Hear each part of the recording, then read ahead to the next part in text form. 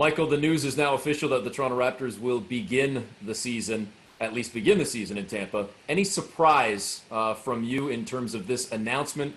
And should we be shocked that the Raptors ultimately are not playing in Toronto? Absolutely, we shouldn't be shocked. I kind of wondered as the days kept rolling by, and you can imagine the situation the Raptors were in, wanting to give not only their players, but their staff, you know very well, Eric, the number of people who work behind the scenes to get a game or a road trip off the ground, as much notice as possible that they were going to have to relocate. So I kind of wondered that as they kind of pushed it right to the limit, that maybe they were hoping or had some indication there could be some positive news from the federal government. But none of this happens in a vacuum. And as, case counts rise, and as, we're expecting further kind of restrictions and lockdowns potentially in Toronto and in the GTA, the optics of making an exception for the Toronto Raptors was probably not in their favor. Michael, when you kind of mentioned the calendar wasn't the Raptors' friend, certainly at this point, camp is supposed to open in less than 2 weeks, let alone the season just over a month away. Time was not on Toronto's side, perhaps. Do you think the organization, and Masai Ujiri on down, do you think there's a certain level of frustration right now with the local, provincial, and more so federal government in terms of just the messaging that's being sent? They felt very confident in the proposal they put forward and the safety protocols that would have been in place. And does it maybe speak to the confusion that a lot of us are feeling right now about, this is open, but you're being told to not do that. You're being told this is okay, but that's not okay. And just kind of as I say, the confusion that all of us are feeling, and certainly that the Toronto Raptors are now feeling. I know that internally, as they were going through this process, there was, I don't know if frustration is the right word, but there was a sense of mild exasperation just at how process-driven it was, how there wasn't really a kind of an ongoing dialogue. It was, basically give us your information and we'll get back to you.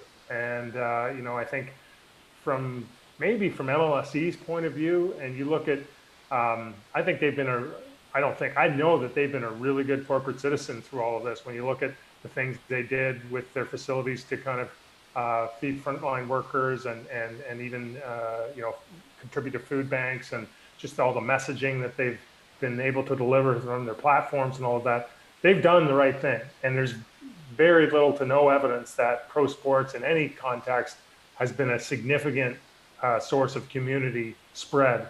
And the kind of testing and stuff, MLSE pays for all of that. That's all done in a way that it doesn't interfere with local supplies, local demand, local staffing. So, I think in that sense that they had to wait this long to find out, and the answer was what it was. I'm sure behind the scenes there's a lot of frustration, but all of this is well beyond everyone's control.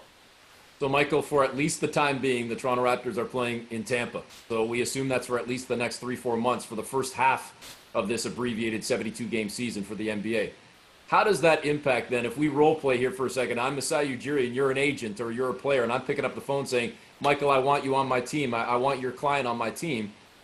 Does that impact free agency when I don't even know where I'm going to be in 3 or 4 months from now? If it's going to be the entire season in Tampa, if this is something that stretches into next fall, next season as well, how much does the uncertainty impact the Raptors and what they're trying to do with free agency and so much more? I don't think it would be that big an issue. I think more for their incumbent players, just because they may or may not have residences up here and all those kinds of things. But if you're coming to the team for the first time, and things, as we know in the NBA, there's been so much upheaval, so much uncertainty, so much having to kind of react quickly, and certainty is kind of out the window for now. To have a decision where, okay, you can come play in Tampa, Florida for the next 6 months on a 3-year deal, and after that you might be in Toronto. I mean, it's probably fine. It makes it easier. It's a quicker transition. I don't think any free agent is changing cities this year is kind of rolling into town and buying a house and doing all that in the short term. There's just not enough time. So if anything, it might be a marginal benefit for a first-year Raptor who's coming here for the first time, coming to the Raptors for the first time, to go to a more familiar environment like Tampa. If they happen to have Florida residency, I think with a no state tax, that might be a small element of attraction. And maybe for the Toronto Raptors, a chance to put out some Tampa Raptor jerseys now and at least recoup some of the lost revenue with That's right. jersey sales. Michael, thanks for this. No problem, Eric.